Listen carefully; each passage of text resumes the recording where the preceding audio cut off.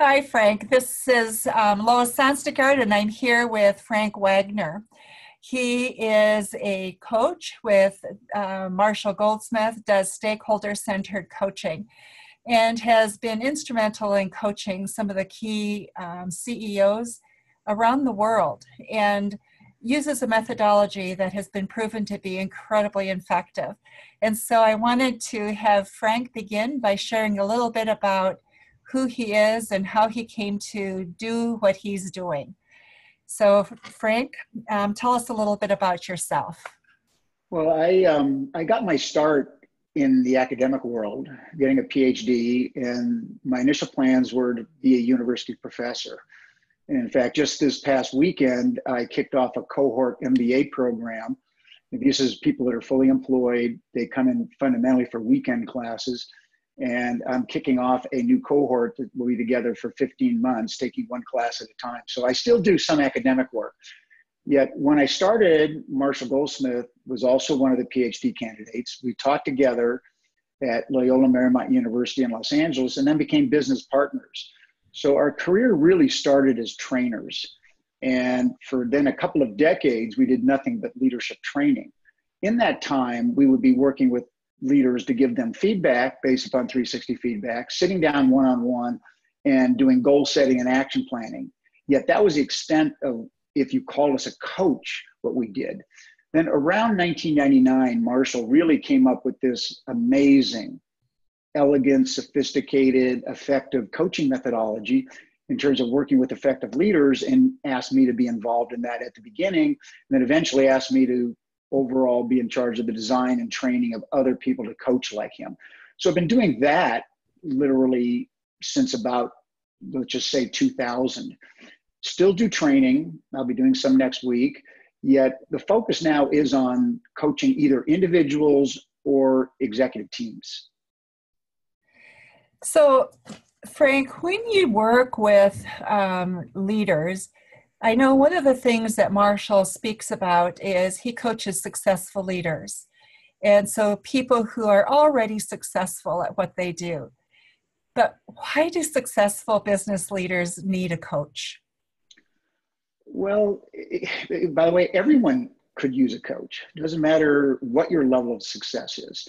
Now, what some people find maybe confusing is why does someone who's highly successful, and even when I say successful, we're talking about successful not only in the business side in terms of results, they're also successful in terms of people really admire and respect them as leaders. So why would someone like that need a coach? Well, for one reason, that's part of why the most successful are seen that way. They never consider that they can't continually improve themselves. So you take any field. You can take the field of music, and the music could be a musician, it could be a singer. You take acting world, you take sports, everything out of the business world. Forever, the most successful people continue to work to get better because they know it's hard enough to get to the top. It's even harder to stay on top. So, and by the way, a lot of successful leaders don't need anything to work on to improve because they're doing something wrong, yet they can actually build on a strength. So we all can get better all the time. In fact, Jim Kouzes and Barry Posner, who are probably two of the most respected people that do research in the field of leadership and really cross over between the academic world and the kind of world that we live in, the corporate world, they wrote a book called The Truth About Leadership. And it's the 10 endearing truths about leadership that transcend changes in environment, changes in situations, that will always be the sign of an effective leader. And one of those 10 is the best leaders are the best learners. So think about it. You want a leader at the very top, very successful. They actually see that their organization and all the people around them need to continually learn. What's one of the best ways to ensure that happens? Lead by example. So Frank, for an individual like that is like a sponge, soaking up learning and wanting to share that with their colleagues so they can just be better, what does a coach bring to them? How does a coach add value so that they can really go to the next level? Okay, well, first of all, as you know, Lois, because you are one of our certified coaches, is that one of the things that Marshall did that is very different from most coaching is spreading out the coaching. Most of corporate America coaching, when someone hires a coach, it's a single point success or failure. I mean, they think they're hiring a coach for the coach's expertise. The coach is going to be an advisor. The coach is going to help the leader see things through a fresh pair of eyes, see things differently, bring a different experience base to help that leader. Our methodology makes pretty much a large section of people around the leader into their day-to-day coaches. So we call them the stakeholders. Now, in other words, our methodology, what you're bringing is a methodology, not necessarily any content expertise. And in a pure sense, that can still work and be highly effective for a leader, because what we're providing is a way in which a leader gets feedback, and what Marshall coined as feed forward or suggestions on an ongoing basis for reinforcement of what they're working on to improve. Now, having said that, the other thing that we bring as a value is an outside perspective. A lot of times, especially at the most senior levels, it's like people feel they almost have no confidant or someone on the outside they can talk with. And we can provide that avenue also in terms of work. And most of our coaches do bring levels of content expertise. You know, for instance, Marshall and I got cut our teeth as trainers in corporate America teaching a framework developed by Paul Hersey and Ken Blanchard called situational leadership. And I'll be watching a leader that I'm coaching, and they may be working on something that really doesn't directly relate to situational leadership, yet I'll notice that they're not applying that framework very well. And I might point it out to them, then send them a quick article, and then all of a sudden they start incorporating that. And that little thing makes a big difference, what we call a tipping point in terms of helping that leader be effective. So we primarily play a role in our methodology as a orchestrator, a facilitator of a process, yet we also can also provide some level of expertise that will help the leader. So Frank, could you just share a little bit about what stakeholder-centered coaching is and how you go about it? And before you do that, I think one of the things that just really fascinated me and still really engages me with the process is how pragmatic it is. It isn't a time eater. And so many things that you get involved with, by the time you're finished, I'm not sure if the exhaustion that follows or comes with it almost exceeds the value. And Sure. I think the reverse happens with stakeholder-centered coaching. So if you could just speak a little bit about how it works and what you see with it. Right, sure, Lois. And that's what excites me about it is it's amazingly effective, and also it leads to the right outcomes, which you pretty much alluded to or more clearly actually mentioned. Is that the end of it is, did the benefits outweigh the costs? In other words, was this worth it? Was the investment? We all have a limited pool of energy and a limited areas of priority we can focus on, and was this worth it to the leader? Now, see, our stakeholder-centered coaching, first of all, is based on a number of, you might say, principles. And the first principle is that what we're really doing is we're focusing on stakeholders. And the reason we do that is, see, a lot of people, and I would say I was part of this, naively think that when the leader's going to actually improve, which means changing behavior, our area is leadership behavior, that it's all about the leader changing. And you know what? It's not just that. Everyone around the leader needs to change. And so, part of it is that the principle is we're using stakeholders. That's why we're focusing on them. For another principle is that behavior has to change and perception has to change. And we always ask the question, how hard is it to change a habit? And you can put a number on it, a scale. And, most people go pretty high up on the scale on changing behavior for an adult that's got an ingrained habit. The second thing is, how hard is it to change opinion, perception, using the same scale? Funny, most people, when you actually ask this question, they'll end up saying harder. And there's also a lag. For a person to change their perception, they need evidence. Yeah. So the change has to come first. And the change first comes, there's a cognitive dissonance in all of us that, ooh, that's different from my sense of reality. I probably should reject that. It's probably just an anomaly of the situation. Is this person really changing or not? And it takes a while for them to say, that person has actually changed. So there's a lag between behavior change and perception of change. So that's why we heavily invest in stakeholders. Also, you had mentioned, Marshall works with successful people. Well, you know what? I haven't met a person who in their own heart to heart, looking at themselves, see themselves as anything else, yet they are but successful. They're successful. Now, not necessarily successful as some other people, but we're all successful. And because of that, we like to be the cause of success. And so if you're the cause of success, you've earned it. And that's what our methodology does. Here's how it basically works. A leader chooses a goal. And how they choose a goal, variety of ways that can happen. As part of choosing a goal, though, we have them do a cost-benefit analysis. What are the benefits of this change? When they get better at it, what benefits they will accrue? If they don't change, what would be the cost? So, and if you understand that, those are benefits. But yet, all things have a cost too. As you said, you got to put out energy. You got to spend the time. You got to do the heavy lifting. That's a cost. Right. So they do the cost benefit analysis. They say it's worth it. So they pick a goal. Now, here's where our methodology really diverges. They actually pick stakeholders, who's relevant. This can be anywhere from a half dozen to a dozen or more stakeholders. Then they go public. They actually make this an open door, not behind in some closet somewhere with a coach. Now the stakes are raised, because now other people are aware they're working on this and they're asked to participate. They're involved.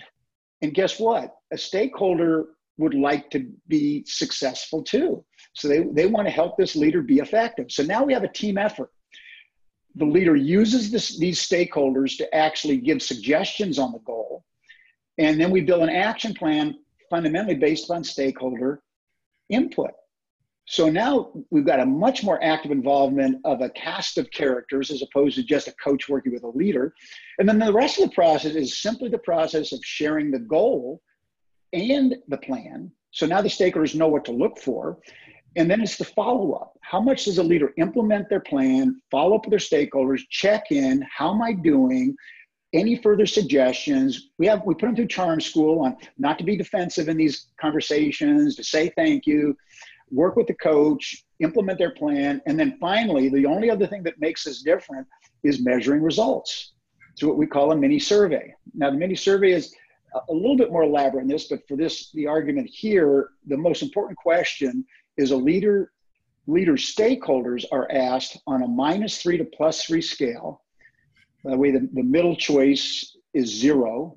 So there you can go -3, -2, -1, meaning I think the leader got worse to a certain degree by trying this new behavior, or they didn't change at all with a 0, or a +1, +2, or +3. This is anonymous, electronic survey, anonymous survey, and this validates the change.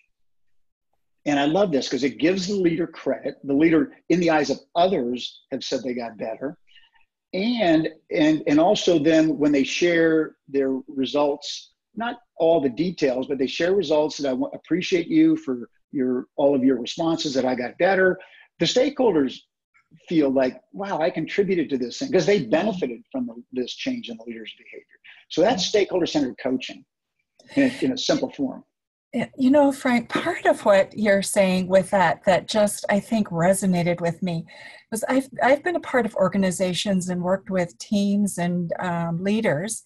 And one of the things that I've observed is that when you have a group that has made up their mind that something isn't working or the leader isn't resonating with them, they may have already imbued failure into the leader. So no matter what they do, they're perceived as having failure.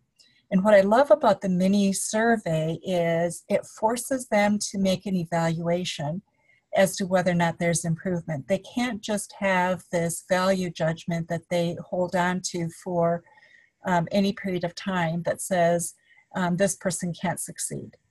And, part of the importance of that, I think, comes from research that's been done, especially in the academic setting with young learners, where in first grade, for example, teachers found that, or research found that teachers made decisions about first graders in the first 15 minutes of school, in the first day of class.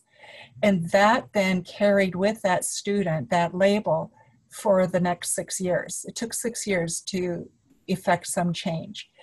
But the problem with organizations is the organization moves and changes. And so if people can't see that you're moving and changing with them, it's like you can never catch up. So the beauty of this is it really rewards effort, and it rewards a team effort of recognition. And you are absolutely right, Frank. I have not seen any other model that really addresses that so people can really be successful. Yeah, I mean, the thing is, we all, have a very hard time changing our view of the world around us. We like the stability of saying, I can predict, I know what's going on around me. There's a safety in that. Change is hard for everybody. And whether it's the behavior change or the perception change.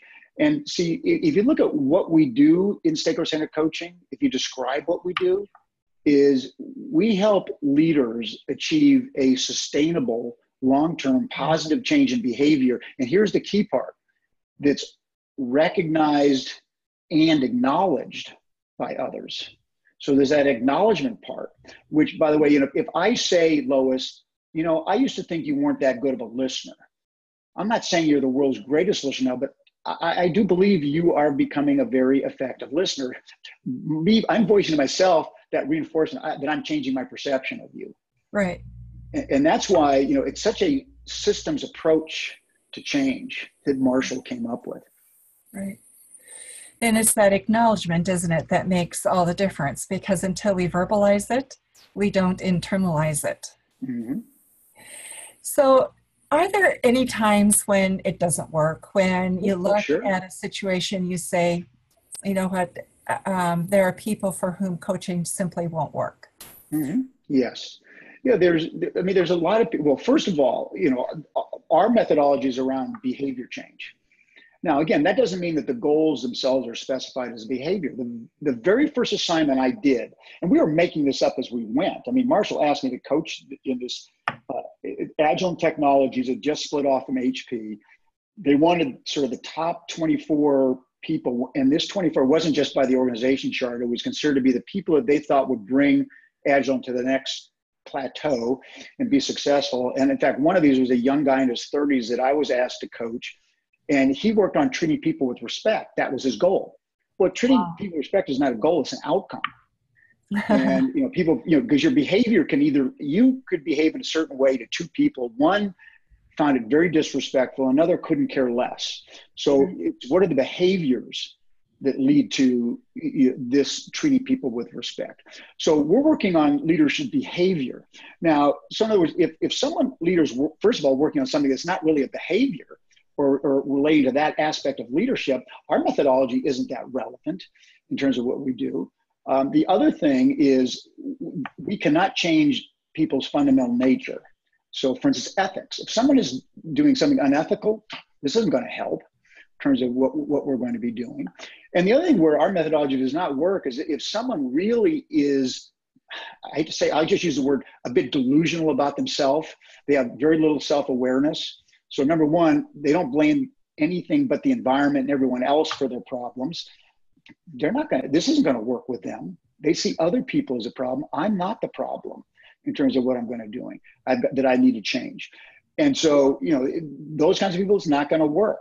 The other kinds of people it's not going to work for is our methodology does require a certain level of courage, humility, and discipline. And by the way, if any one of those three is missing, it's not going to work. They need some of all three of those things, right? The discipline to check in with stakeholders, the discipline to implement their plan, the discipline to follow up. And all of this, to going public and all that, really requires vulnerability by the leader, which requires what? Both courage and humility. So, if you try to put this system on a person that lacks those things, don't hold your breath. they're going to implement. Frank, how about culture? We have so many companies now that are global, they're multinational companies. What's your experience in this being a culture-based, not being a culture-based tool or methodology? Yes. Well, first of all, I can give secondhand information.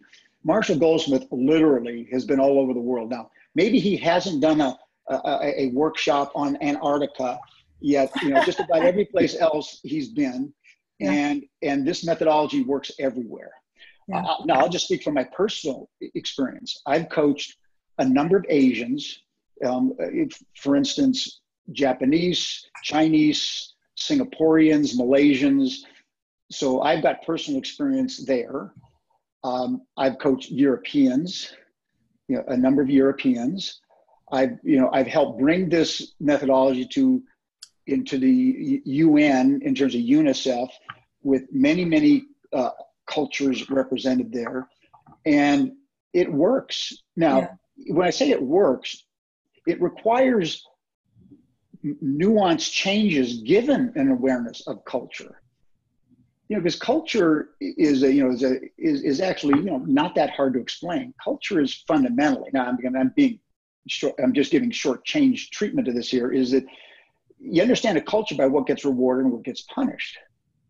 Now, for instance, you take a culture that generally punishes, people that admit they're weak. Then this methodology can be seen as, admitting you're weak. That's not going to work. Right. Or you have a culture where saving face is important. Well, Right. You've got to modify it where the methodology is seen as helping someone save face or other people save face, and then it'll work. So, you do customize the methodology in different parts of the world, yet we find it works pretty much everywhere. I will say, though, if you want to say which cultures are harder versus easier, cultures, the more authoritarian and autocratic a culture is, the harder this will be for all the players to play. It'll be hard for the leader to be going out to others and asking for help. It'll be hard for the stakeholders to feel they are in the position to give help. So those things have to be modified. Right. And just the last thing, though, I'll say about culture, and I'll give you a perfect example. I love this example. This was sort of coaching. I was brought into a very prestigious consulting company that's near Stanford University because it came out of the decision sciences school there. Dr. Howard founded this thing, and every person in this consulting organization had at least one PhD, I swear, if not two. And I'm not just exaggerating. And these people could take apart anyone's sort of logic stream and show them what's wrong with their decision making. I mean, these people, I was so scared to be in front of this group. Each one of them got a 360 feedback report. I did a variation of a program Marshall and I developed called the Excellent Manager. And they all got feedback, and they all sat down with me one-on-one to put together an action plan. Now, this is all before we had stakeholder-centered coaching, per se. But part of the way we taught this program was we showed a movie, a classic movie called hold on, man, I gotta get the right one. Bridge on the River Kwai. And in the Bridge on the River Kwai, you're focusing on two cultures. The two characters, one represented the British culture, and this is a character played by Alec Guinness, Colonel Nicholson, and the other is played by Sessua Hayakawa, plays a Japanese commander of a prisoner of war camp. We focus on these two people. Well, we're doing this case study, and I remember I'm now debriefing this with a bunch of smarter people than me, and when we're talking about Saito, they start telling me how wrong I am. Now, interestingly enough, one of the members who was brought over from Japan, who worked in their Japan office, was a born in Japan, true Japanese consultant. And as these people are now telling me how wrong I am, they ask him to validate. And he gets up, he stands up. He hadn't been standing, very quiet, stands up and says, "You people are all alike. You have a stereotypical view of Japanese. You think all Japanese are the same. And you think, and your sense of the same is this. You couldn't be more wrong." And I just always love that example, because I don't care what culture you're in, it may not work so much in a culture, yet every person is a bit different. And there are people in every culture where they could just take this as is and make it work for themselves. Right. So don't get limited by culture as a roadblock to any of this stuff happening. Right. Part of what I observed when I've worked with this, and as I went through the training with you, is when I'm working in other countries, and I do a lot of work like you in Asia, I do work also in Europe. And what I've noticed is just simple business is constrained by language. I was in a meeting once in Hong Kong with my Japanese distributor, Hong Kongese, a Chinese, a Taiwanese Chinese, and a Singaporean. And we were using, and a Korean, and we were all using English as the common language for everybody. And about halfway through the meeting, I thought, no one's communicating. We're not understanding each other. And what I realized was one had learned English, the King's English, in London. Another had learned it in Australia. Another had learned it in Boston. Another in California. So our use of idioms and language varied. And so part of what I realized when I took the stakeholder-centered coaching that I loved is you're going back to your own group for feedback and for input.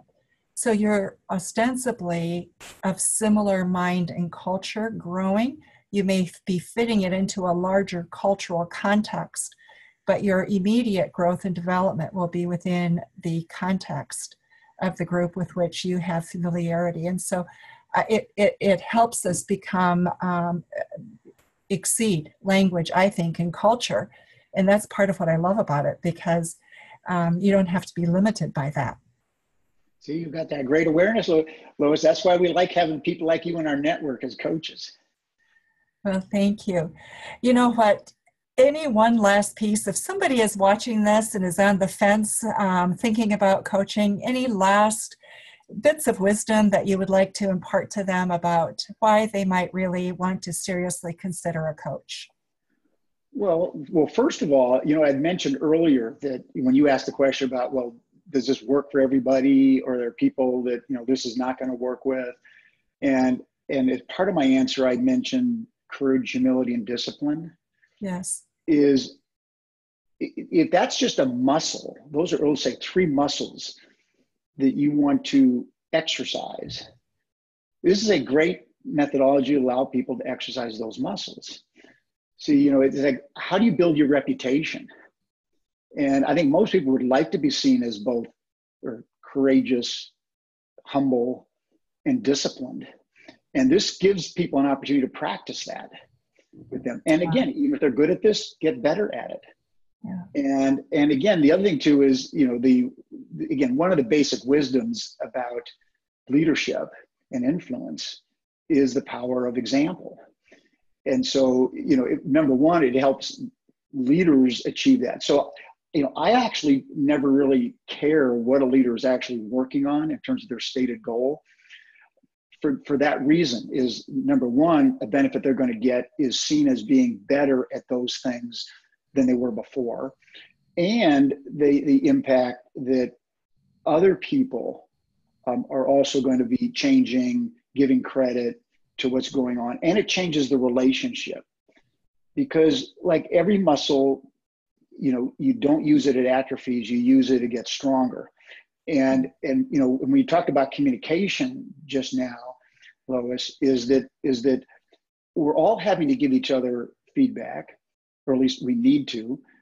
We all can help each other through helpful suggestions. And this methodology, by just practice, opens up and makes all that easier in both directions. So we all need the flow of information in both directions. So it helps stakeholders do a better job of influencing up. It helps leaders do a better job of the role they have to play with direct reports below them. And it just builds much stronger relationships. So that's I think the ultimate benefit of this. And then the last thing I'll say is, you said, well, you got one thing or so. I got a number of things. Is I think what I love about our methodology for the current reality is that it's time efficient. it actually doesn't take as much time as most people think in terms of for stakeholders, their involvement, for the leader, their involvement, and for us coaches. You know, it doesn't take a lot of time to make this stuff work. Frank, it's so wonderful to listen to you and to hear your wisdom and your experience. And I do think that it is such an incredibly pragmatic system and useful tool. Personally, I feel like I gained so much. And it also, I realized, there's a tremendous fun in your own personal growth. So I think one of the things that happens is not only is the organization and the leadership that you're working with growing, but I think we as coaches also grow and really stretch as we go through this process with our leaders. Yes, I agree. And by the way, thank you so much, Lois, for inviting me to this. Frank, thanks so much. And I look forward to other future discussions with you. And if any of you have questions or would like to follow up, please call us and get in touch. We would love to get you in touch with a coach that could be meaningful to you and to help you achieve your goals and the results that you would like to achieve. Thanks, everybody, for your time and for listening to us. And Frank, of course, to you. Thank you very much.